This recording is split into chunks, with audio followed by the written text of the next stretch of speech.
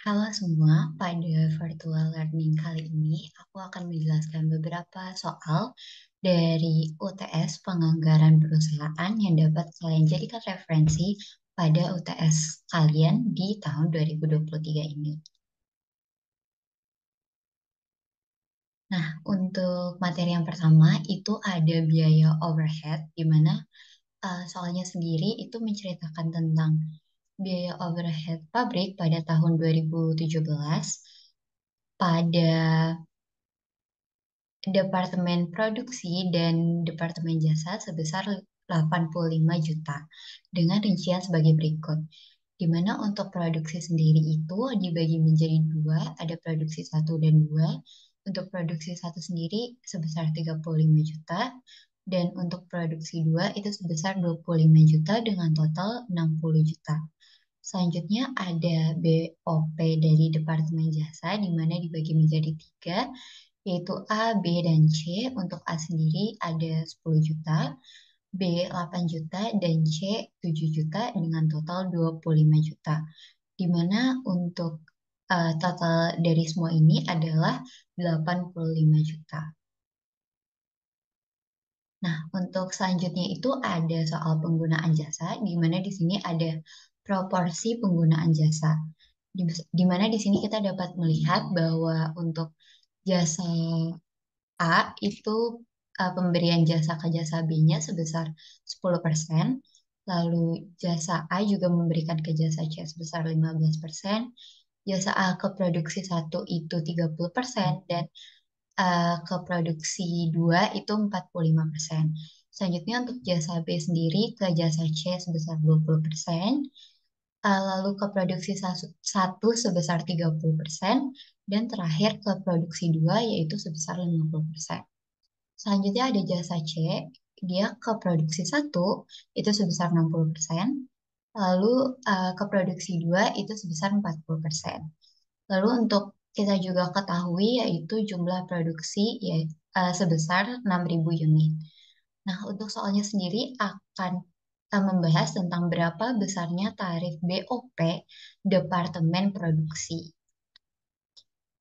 Nah, langkah pertama yang harus kita lakukan adalah menentukan alokasi-alokasi pada tabel yang ini sesuai dengan persenan masing-masing. Jadi, kita mulai dari alokasi jasa A ke B, C, produksi satu dan produksi 2. Jadi seperti kita ketahui tadi kita sudah dapat persenannya nih dari yang sebelah sini. Ada 10% ke jasa B, terus 15% ke jasa C, dan seterusnya. Nah, kita juga udah tahu nih kalau misalnya Departemen Jasa A itu memiliki BOP 10 juta. Jadi, kita bisa hitung dengan cara, kalau misalnya kita mau menghitung jasa A ke jasa B, yaitu 10%, jadi kita dengan mudah bisa menghitung dengan cara 10% dikali BOP Departemen Jasa A, yaitu 10 juta. Jadi kita dapat 10% kali 10 juta, yaitu 1 juta rupiah. Selanjutnya untuk jasa C, kita juga lihat di sini, itu 15%. Itu sama caranya kayak tadi, 15% dikali 10 juta, yaitu kita bisa dapat 1.500.000. Selanjutnya untuk produksi satu itu juga sama 30%.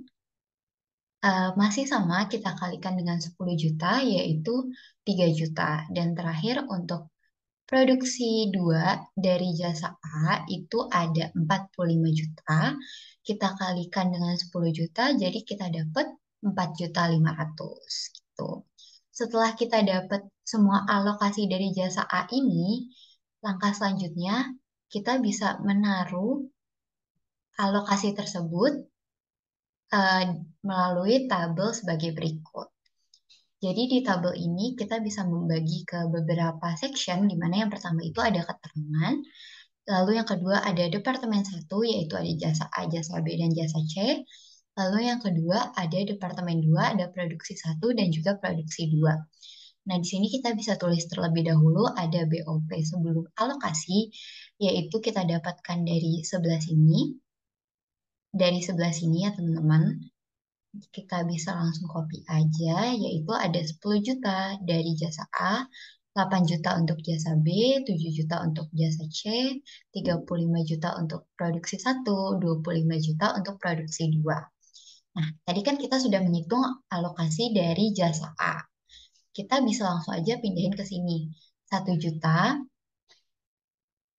jasa A ke jasa B, yaitu sebesar 1 juta. Itu kita bisa letakkan dari jasa A ke jasa B sebelah sini. Sebelah sini 1 juta. Selanjutnya, itu jasa A ke jasa C, yaitu sebesar 1.500.000. Ini kita bisa letakkan ke jasa A ke jasa C, yaitu 1.500.000. Selanjutnya yaitu jasa A ke produksi satu, yaitu sebesar 3 juta. Kita bisa pindahkan lagi ke jasa A ke produksi satu, yaitu 3 juta. Begitu juga dengan produksi 2, yaitu sebesar 4.500.000. Nah, setelah itu eh, kita bisa jumlahkan yang dari sini nih teman-teman. Karena dari jasa B tidak ada alokasi lagi dari jasa-jasa sebelumnya, jadi bisa kita langsung jumlahkan. Jadi di sini ada 8 juta sebelum BOP sebelum alokasinya, dan juga dari jasa B kita ada dari jasa A kita dapat alokasi sebesar 1 juta, sehingga dapat dijumlah yaitu 8 juta ditambah 1 juta, yaitu sebesar 9 juta rupiah untuk jasa B. Jadi kan lurus ya teman-teman, jasa B dan jasa B yaitu sebesar 9 juta. Nah, kita udah dapat nih 9 juta untuk jasa B, udah termasuk dari alokasi sebelumnya gitu. Nah, dari 9 juta ini kita bisa hitung alokasi dari jasa B ke jasa C produksi satu dan juga produksi 2. Caranya sama seperti alokasi dari jasa A sebelumnya, yaitu kita bisa lihat dari tabel sini, persen-persennya. Ini kita ada jasa B untuk jasa C itu 20%, untuk produksi satu 30%, dan produksi 2 itu 50%. Jadi kita bisa langsung hitung untuk jasa B ke jasa C itu 20% dikali 9 juta. 9 juta itu dari mana? Dari total alokasi dari jasa B ini. Jadi eh, untuk kita mengetahui alokasi jasa B itu kita dapatkan dari sini teman-teman, bukan dari BOP sebelum alokasi ini tuh. Jadi bisa kita langsung hitung aja, 20% dikali 9 juta, yaitu 1.800.000. Terus untuk produksi satu, itu 30% dikali 9 juta, yaitu 2.700.000. Dan selanjutnya ada produksi 2, yaitu 50% dikali 9 juta, yaitu 4.500.000, teman-teman. Nah, sama seperti tadi, bisa langsung kita masukkan ke tabel berikut ini, yaitu dari jasa B untuk jasa C ada 1.800.000. Dari jasa B ke produksi satu ada 2.700.000. Lalu dari jasa B ke produksi 2 ada 4.500.000. Nah, karena dari jasa C udah nggak ada alokasi lagi nih dari jasa A ataupun dari jasa B, bisa langsung kita jumlahkan saja, yaitu 7 juta ditambah alokasi dari jasa A 1.500.000, lalu alokasi dari jasa B 1.800.000, lalu kita bisa dapatkan 10.300.000. Nah, dari 10.300.000 ini kita bisa mencari untuk alokasi jasa C untuk produksi satu dan juga produksi 2. Cara yang masih sama kayak tadi, kita bisa lihat persenannya di sini, yaitu 60% untuk produksi satu dan juga 40% untuk produksi 2. Jadi bisa langsung kita hitung 60% dikali 10.300.000 sama dengan 6.180.000, dan 40% dikali 10.300.000 sama dengan 4.120.000. Sehingga bisa langsung kita masukkan, yaitu untuk jasa C ke produksi satu 6.180.000, jasa C ke produksi 2 4.120.000. Nah, karena udah nggak ada lagi yang akan dialokasikan, langsung bisa kita jumlahkan nih teman-teman dari produksi satu dan juga produksi dua. Untuk produksi satu sendiri kita jumlahkan dan kita bisa mendapatkan hasil yaitu sebesar 46.880.000. Dan untuk produksi dua kita jumlahkan semua, kita bisa mendapatkan jumlah sebesar 38.120.000. Itu teman-teman. Jadi untuk perhitungan BOP Departemen Produksi satu dan Produksi 2 kita dapatkan yaitu BOP Produksi satu sebesar 46.880.000 dan untuk Produksi 2 38.120.000. Nah, untuk selanjutnya kita perlu menghitung lagi nih untuk BOP Departemen Produksinya berapa gitu. Nah, kita udah mengetahui ya tadi teman-teman untuk produksi pertamanya itu ada 46.880.000 dan produksi kedua 38.120.000. Kalau dijumlah itu totalnya 85 juta, ini sama dengan total awal di soal tadi teman-teman. Jadi total ini dan total di soal itu harus sama. Nah, cara selanjutnya itu kita harus mencari tarif BOP Departemen Produksinya. Nah, caranya gimana? Itu kita bisa menggunakan rumus BOP dibagi dengan jumlah produksi. Nah, BOP-nya kan tadi kita udah tahu ya 46.880.000 untuk produksi yang pertama. Nah, bisa langsung kita bagi dengan 6.000 yaitu jumlah produksi yang kita dapatkan di soal tadi. Sehingga kita mendapatkan hasil sebesar 7.813. Ini merupakan tarif BOP Departemen Produksi yang pertama. Lalu untuk yang kedua itu masih sama caranya, yaitu 38.120.000 dibagi dengan jumlah produksinya nih teman-teman, yaitu 6.000. Sehingga hasil yang kita dapatkan sebesar 6.353.000.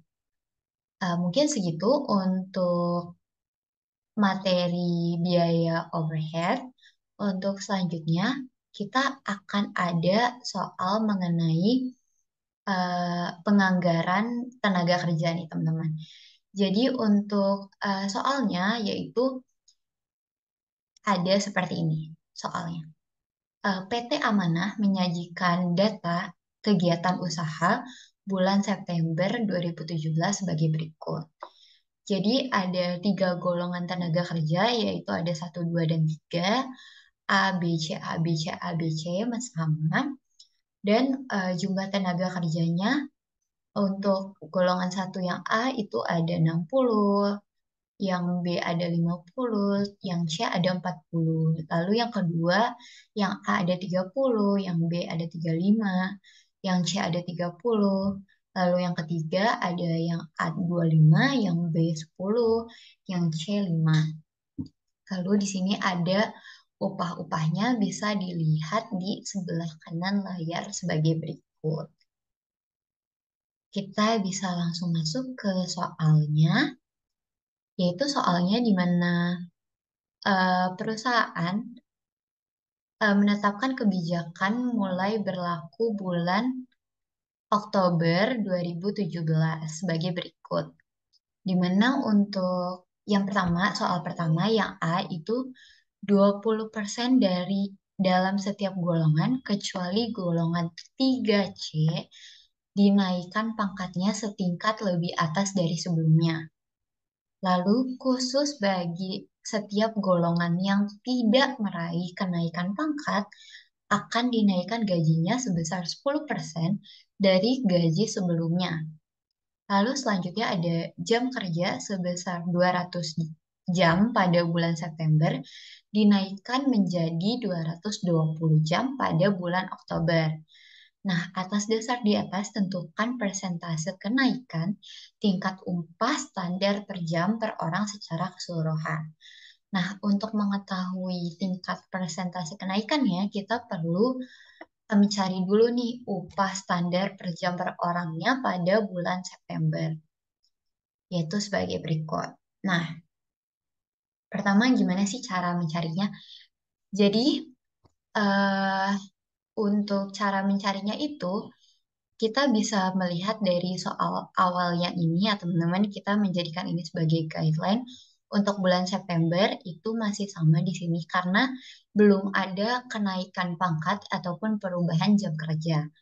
Jadi di sini caranya masih mudah ya teman-teman. Jadi seperti yang kita ketahui, seperti contoh pertama untuk golongan 1A itu dia memiliki tingkat upah per jamnya itu 500, jumlah TK-nya itu 60 dan jumlah jamnya 200 seperti yang kita ketahui di soal.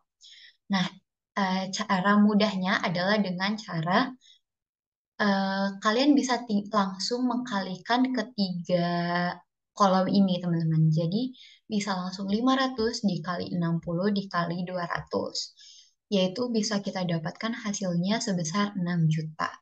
Nah, teman-teman bisa banget langsung dikalikan semua sampai dengan golongan 3C ini. Karena kita belum ada kenaikan pangkat ataupun perubahan jam kerja, jadi bisa langsung dikalikan tiga kolom ini sampai dengan golongan 3C.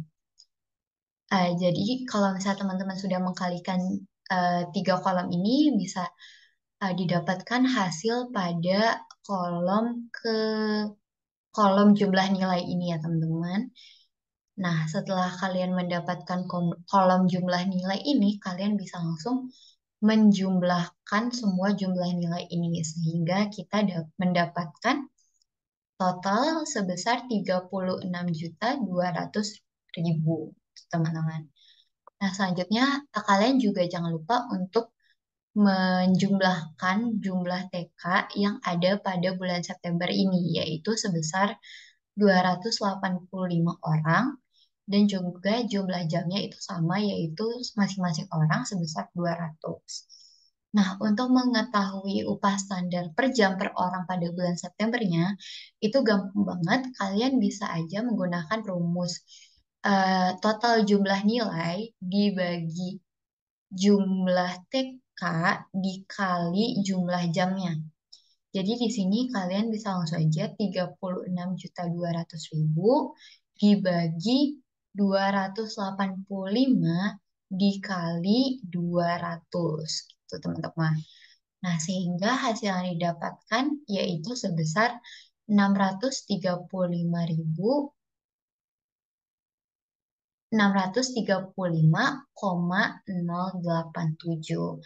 Jadi upah standar per jam per orangnya yaitu sebesar 635,087 gitu teman-teman. Nah, selanjutnya setelah kita sudah mendapatkan upah standar per jam per orangnya bulan September, kita perlu mencari yang bulan Oktober.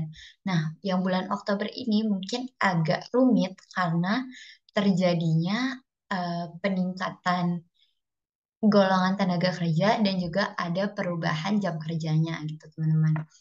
Nah, bisa kita lihat di sini kalau misalnya syaratnya itu 20% setiap golongannya itu naik setingkat kecuali golongan 3C, dan juga bagi yang nggak ada kenaikan pangkat itu bakal dinaikin gajinya sebesar 10%. Nah, bisa kita langsung implementasikan. Jadi caranya begini teman-teman. Yang pertama, untuk golongan 1A itu berarti dia eh, naik 20%. Nah, kita tahu dari sini kalau misalnya yang A itu jumlah TK-nya ada 60. Nah, berarti 20% dari 60 itu berapa, teman-teman? Nah, 20% dari 60 itu kan 12 ya, teman-teman. Jadi, ada 12 orang dari golongan 1A yang naik ke 1B di sini teman-teman. Jadi nanti kita tandain orang-orang yang naik tingkat itu sebagai B kutip. Jadi B kutip ini merupakan golongan 1A yang naik tingkat ke golongan B. Nah, karena 20%-nya naik, yaitu sebesar 12, jadi golongan 1A-nya itu harus kurangi sebesar 12, yaitu jadi golongan 1A-nya sekarang menjadi 48 orang. Nah, saya masih mengikuti dengan cara sama, berarti kan golongan 1B akan naik ke 1C ya teman-teman. Nah, 20%-nya dari 1B itu berapa nih teman-teman? Nah, dapat kita ketahui 20%-nya dari golongan B itu kan 50 ya. 50, 20%-nya dari 50 berapa teman-teman? Yaitu 10. Jadi golongan 1B yang naik tingkat ke 1C itu ada 10 orang. Nah, karena 10 orang udah naik ke 1C, berarti yang B itu dikurangi 10, jadi totalnya 40 gitu teman-teman.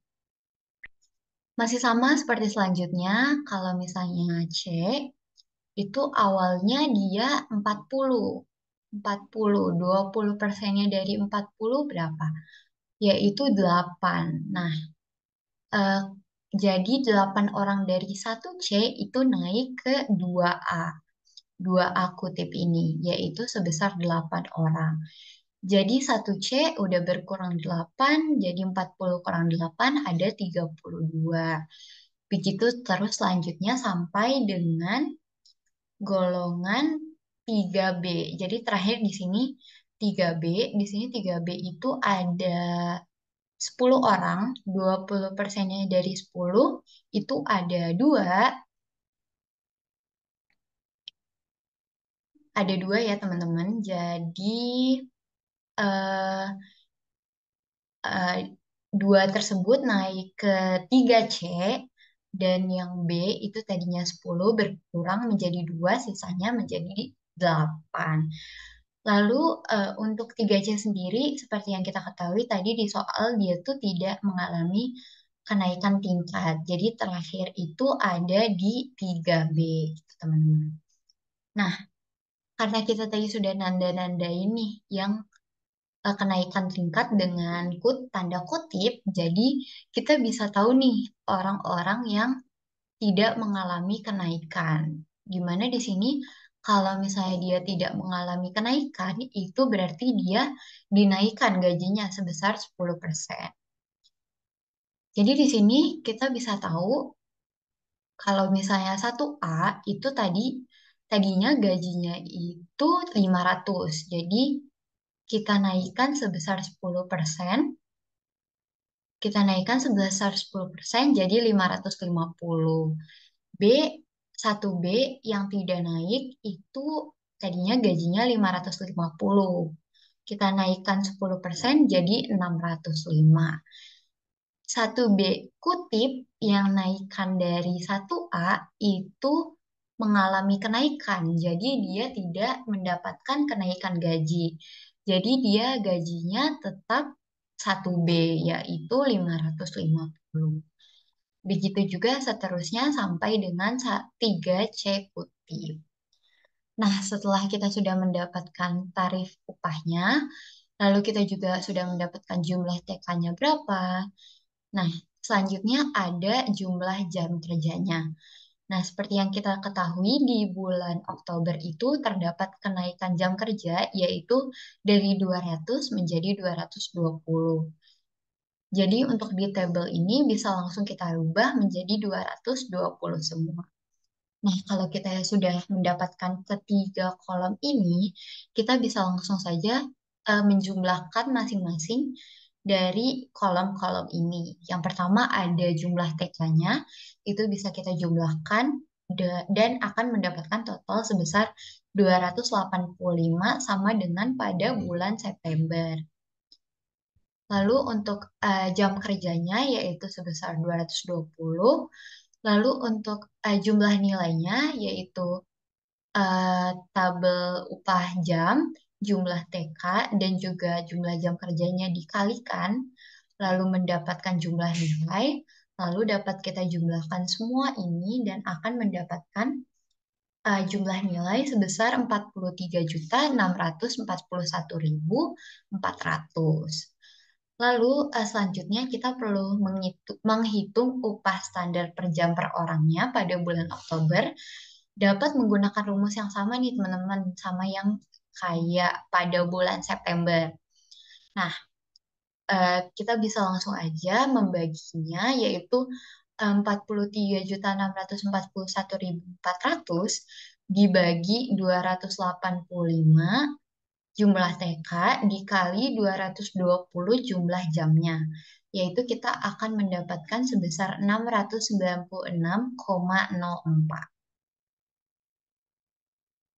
Nah, setelah itu karena yang mau kita cari adalah persentase kenaikan ya, jadi kita perlu mencari nih teman-teman eh, selisih dan juga persentase dari kenaikan tersebut.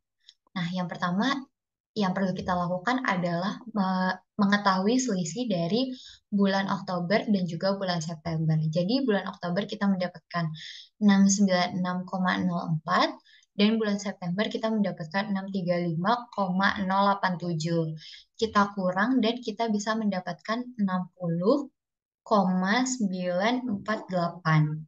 Nah, untuk mencari persentasenya kita bisa menggunakan rumus yaitu selisih bulan Oktober dan bulan September dibagi bulan September dikali 100. Di mana di sini untuk selisihnya sendiri itu ada sebesar 60,948 dan untuk bulan September itu upah standarnya 635,087 dapat dikali 100% dan kita akan mendapatkan 9,51%.